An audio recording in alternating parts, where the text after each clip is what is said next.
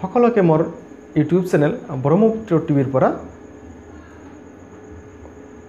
স্বাগতম জনাইছোঁ।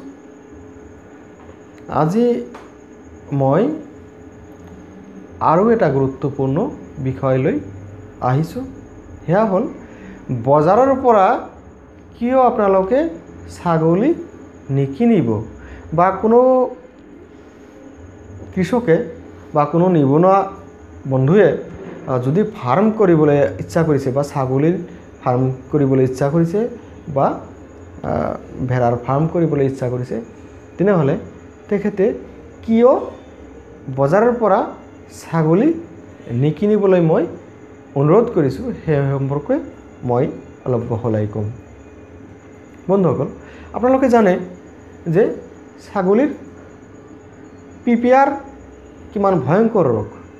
কেৱল PPR নহয়, আৰু কিছুমান বেমাৰ থাকে ছাগলীৰ, যিটো আপোনাৰ বতাহৰ লগত মানে মানে যিটো বীজাণু আছে, সেই বীজাণুটো মানে বতাহৰ লগত কি হয় মানে এটা ছাগলীৰ পৰা আন এটা ছাগলীলৈ যায়। আপোনালোকে জানে অসম মানে এনেকুৱা এটা জায়গা য'ত মানে ইয়াৰ জলবায়ুৰ ঘনত্ব খুব বেছি বা আৰ্দ্ৰতা খুব বেছি, হিউমিডিটি খুব বেছি। ইয়াত আমাৰ অসমৰ যিটো আছাম হিলগট বা কিছুমান জাগাত আছে আমাৰ যেনেকুৱা লয়াৰ আছামত, যেনেকুৱা ধুবুৰী, গোৱালপাৰা, বৰপেটা, বঙাইগাঁও, এনেকুৱা জাগাত আছে। কিছুমান জাগাত আছে আপোনালোকৰ পাব ব্লেক বেংগল গট, বা কিছুমান এনেকুৱা থাকিব যে ব্লেক বেংগল আৰু আছাম হিলগটৰ দুই এটা জাগাত মই ক্ৰছ হোৱাও দেখিছোঁ বা এনেকুৱা দেখিছোঁ। যিকি নহওক, এই ছাগলীখিনি মই দেখিছোঁ আমাৰ লয়াৰ আছামত বা মই যি ধুবুৰী, গোৱালপাৰা, বৰপেটা, বঙাইগাঁও এইখিনি অঞ্চলত বা এই চাৰিখন জিলাত যথেষ্ট ছাগলী আছে। কিন্তু এই ছাগলী আছে, যথেষ্ট আছে, কিন্তু গাঁৱত মানুহে পালে, কিন্তু এইখন জাগাত এনেকুৱা এটা ভাল বিজ্ঞানভিত্তিক ফাৰ্ম গঢ়ি উঠা নাই বা আপোনাৰ আধুনিক বিজ্ঞানসন্মত ফাৰ্ম গঢ়ি উঠা নাই। কিন্তু যথেষ্ট ছাগলী আছে, এই সাধাৰণ মানুহে তেওঁলোকে পালি আছে। দেখা গ'ল যে এইবিলাক ছাগলী অতিমাত্ৰা ইয়াৰ মাজত মানে বেছিভাগ ছাগলী বেমাৰী ছাগলী, আৰু বজাৰলৈ যিটো যায় বেছিভাগ যিখিনি ছাগলী যায় তাত ধৰক মানে 50%ৰ বেছি মই কওঁ সেইখিনি ছাগলী হ'ল বেমাৰত আক্ৰান্ত বা বিভিন্ন ৰোগত আক্ৰান্ত। সেই আক্ৰান্ত ছাগলীখিনি বা এনেকুৱা হয় যে এটা ছাগলী যদি ধৰক PPR আক্ৰান্ত এটা ছাগলী আছে, সেই ছাগলী মানে 100টা ছাগলীৰ ভিতৰত সেই মানে তাত মানে সোমাই দিয়া হৈছে।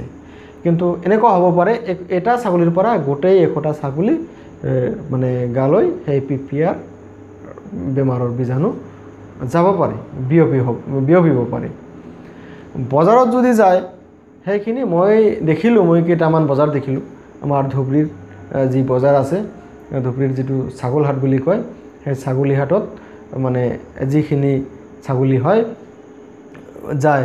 আৰু ধৰক মই জলেশ্বৰ বজাৰ দেখিছোঁ বা এইফালে মানে আছাম বেংগলৰ যিটো বক্সিৰহাট, ইয়াত এখন বজাৰ আছে, ইয়াতো মই দেখিলোঁ ইয়াত মানে more than 50% মানে শতকৰা মানে 50% বেছি ছাগলী ইয়াত বেমাৰী আহে।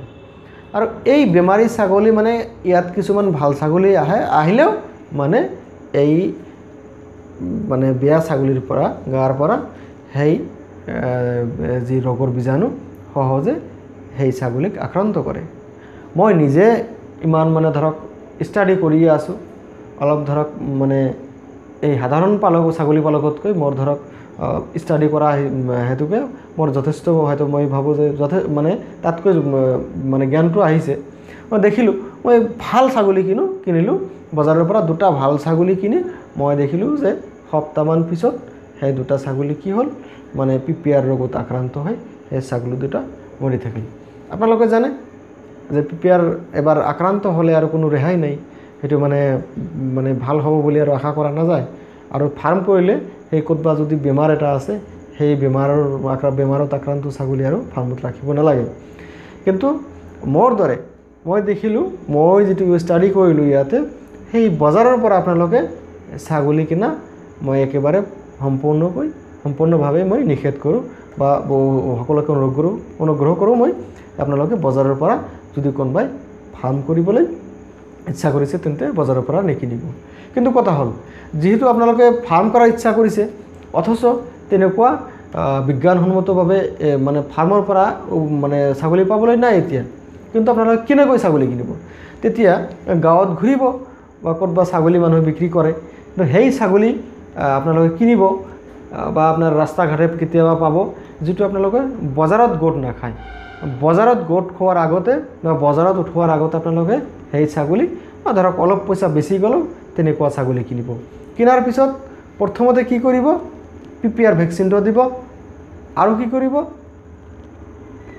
যিটো খুৰা ছাগলীৰ খুৰা সেইটো চাফা কৰিব কিৰে? যিটো পটাছ যিটো কয় বহুত দোকানত পাব, সেইটো পটাছৰ পানীৰে সেই ছাগলীৰ ভৰিখন ধোৱাৰ পিছত আপোনালোকে প্ৰথম একেবাৰে আনিয়ে PPR ভেকচিনটো কৰাই ল'ব।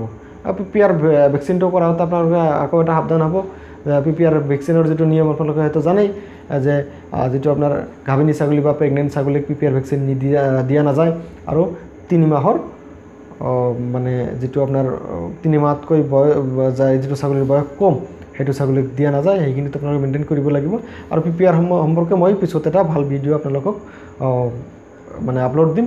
যিকি নহওক, এই ছাগলী যদি কিনে আপোনালোকে প্ৰথমতে মই বজাৰৰ পৰা মানে নিকিনাৰ পৰামৰ্শ আগবঢ়ালোঁ।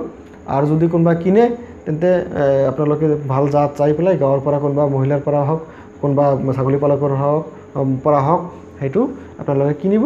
কিন্তু কিনাৰ পিছত আপোনালোকে প্ৰথমতে PPR ভেকচিনটো কৰাই ল'ব, কৰাই আৰু অলপ চাব, পৰীক্ষা কৰিব। যদি ধৰক 21 দিনলৈ যদি PPR বা তেনেকুৱা বেমাৰৰ লক্ষণ দেখা নগ'ল তেতিয়া আপোনালোকে সেইটো ছাগলী ৰাখিব, নিজৰ ফাৰ্মৰ কাৰণে ৰাখিব বা সেইটো ছাগলী আপোনাৰ মানে কনফাৰ্ম হৈ গ'ল। তাৰপিছত ধৰক আপোনাৰ কৃমিৰ ঔষধ খোৱালে বা মানে বেলেগ ঔষধ খোৱালে, লিভাৰৰ ঔষধ খোৱালে সেইটো পিছৰ কথা। যিকি নহওক, মই এইটো কথা কৈছোঁ, ফাৰ্মৰ কাৰণে ফাৰ্ম কৰিবলৈ হ'লে আপোনালোকে বজাৰৰ পৰা ছাগলী নিকিনিব। আৰু যদি পইচা অলপ বেছি যায় আপোনালোকে তেনেকুৱা ছাগলী পালকৰ পৰা কিনিব যিসকলে ভেকচিনটো ঠিকমতে দিছে। নহ'লে আপোনালোকৰ যি অলপ লাভৰ চিন্তা কৰিছে লাভতকৈ উল্টা বেছি লোকচানহে হ'ব। ঠিক আছে বন্ধুসকল, আজিলৈ মই এইটো বিষয়লৈ এইখিনি সামৰণি মাৰিলোঁ। নিশ্চয় আপোনালোকে মোৰ ইউটিউব চেনেলখন চাই থাকিব। নিশ্চয়কৈ পৰৱৰ্তী সময়ত বহুত ভাল ভিডিঅ' আপলোড কৰিম। আৰু সকলোলৈ আৰু এটা অনুৰোধ থাকিল, যিসকলে মোৰ চেনেলটো ছাবস্ক্ৰাইব কৰা নাই সকলোৱে অনুগ্ৰহ কৰি মোৰ চেনেলটো ছাবস্ক্ৰাইব কৰিব।